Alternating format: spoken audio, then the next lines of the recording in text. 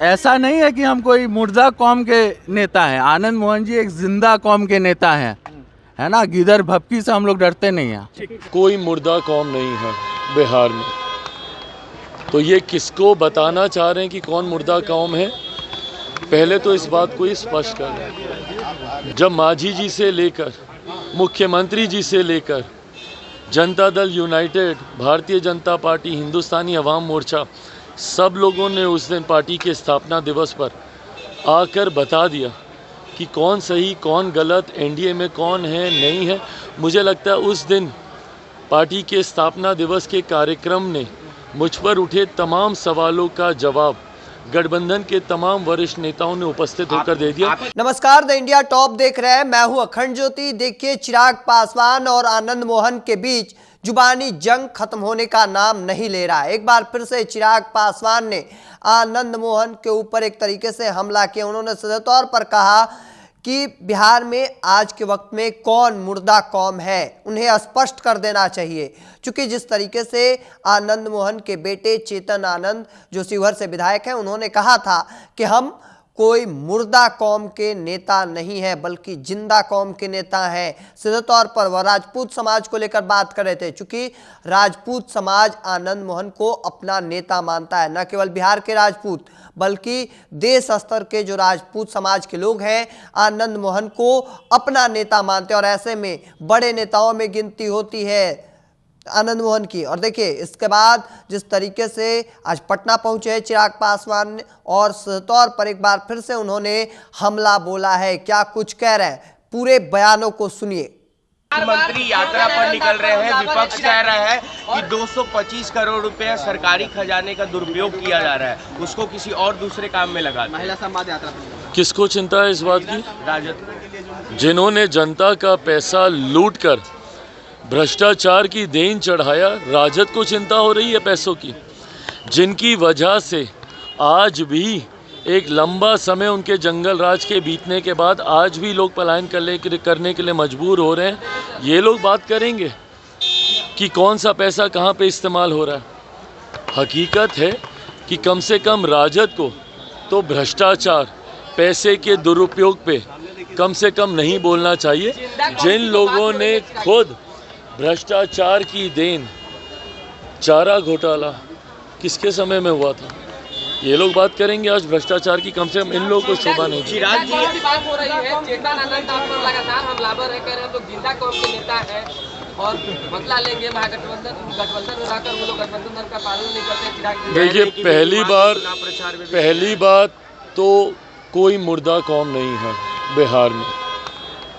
तो ये किसको बताना चाह रहे हैं कि कौन मुर्दा कौम है? पहले तो इस बात को ही स्पष्ट कर दें। दूसरी बात, मुझे नहीं लगता कि अब इनकी बातों का कोई जवाब देने का औचित्य रह गया।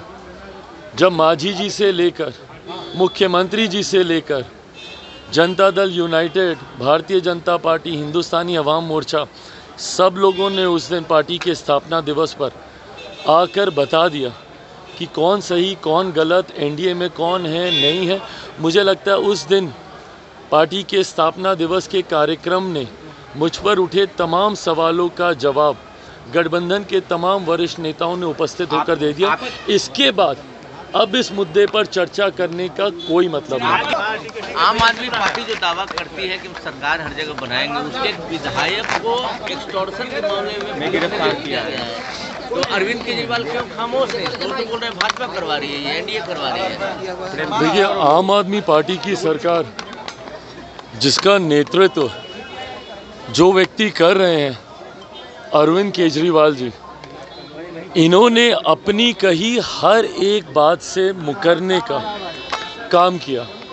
ये वही आदमी हैं जो दिल्ली के रामलीला मैदान में एक पर्ची लेके घूमते थे भ्रष्ट नेताओं की, और उन तमाम भ्रष्ट नेताओं से समझौता कर अलग अलग समय पर सरकार बनाने का इन्होंने काम किया।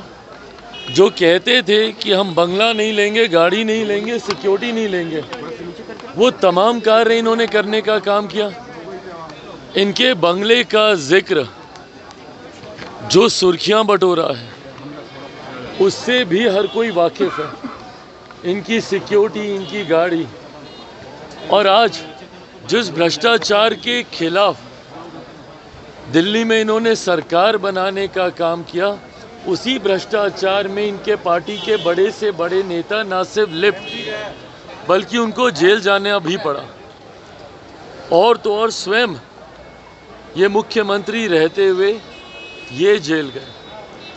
और अब इनकी पार्टी के नेताओं का नाम ना सिर्फ भ्रष्टाचार बल्कि एक्सटॉर्शन में भी उनका नाम सामने आ रहा है। दर्शाता है कि अगर देश के इतिहास में कोई सबसे बड़ी भ्रष्ट पार्टी रही है तो वो आम आदमी पार्टी ही रही है। और अब दिल्ली की जनता खास तौर पर, पंजाब में भी यही हाल है, पर क्योंकि पहले चुनाव दिल्ली में होने वाले हैं, दिल्ली की जनता ने मन बना लिया है कि जिस तरीके से आम आदमी पार्टी ने दिल्ली और दिल्ली वालों को लूटने का काम किया है, अगले साल के शुरुआत में ही दिल्ली में विधानसभा के चुनाव हैं और इस बार किसी कीमत पर भी आम आदमी पार्टी की सरकार वहाँ नहीं बनने जा रही है। दिल्ली की जनता ने मन बना लिया है। जिस तरीके से अलग अलग राज्यों में, हरियाणा, महाराष्ट्र में एनडीए भारतीय जनता पार्टी की सरकार बनी है,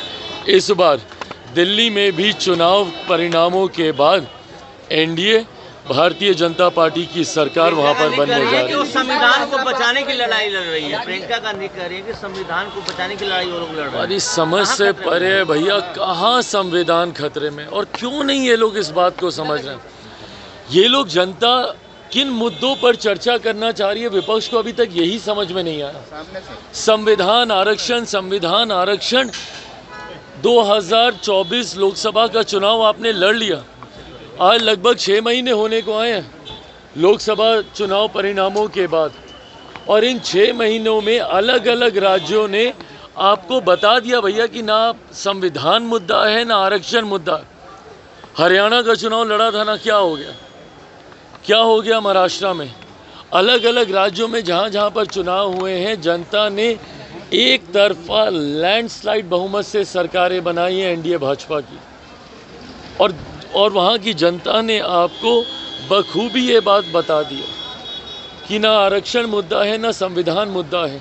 और ख़ास तौर पर जब कांग्रेस जैसे दल संविधान आरक्षण की बात करते हैं, संविधान कभी खतरे में था तो वो सन 75 में था, जब सही मायनों में आपने संविधान की हत्या की थी देश में इमरजेंसी आपातकाल लगाकर। और आज आप लोग बात करिएगा संविधान को बचाने की। ये सारी बातें जनता अपने आप को इसके साथ जोड़ती ही नहीं है। और अभी पुनः अगर आप लोग इन्हीं मुद्दों का जिक्र कीजिएगा तो जिस तरीके से बाकी राज्यों में परिणाम आए हैं, इसी तरीके से दिल्ली में भी आपको हार का सामना करना पड़ेगा, बिहार में भी करना पड़ेगा, असम में भी करना पड़ेगा। मुख्यमंत्री नीतीश कुमार तो आपने साफ तौर पर सुना चिराग पासवान को, जिन्होंने सही तौर पर कहते नजर आ रहे हैं कि उन्हें स्पष्ट करना चाहिए कि आज के वक्त में मुर्दा कौम कौन है, और साफ कर देना चाहिए। चूंकि जिस तरीके से स्थापना दिवस के अवसर पे तमाम अलग अलग पार्टियों के जो नेता, पार्टी के लोग, कार्यकर्ता पहुंचे, उससे काफी कुछ स्पष्ट हो गया है। क्या कुछ कह रहे थे चिराग पासवान, वह आपने सुना। तब तक के तमाम हर अपडेट को देखते रहने के लिए द इंडिया टॉप देखते रहे। धन्यवाद।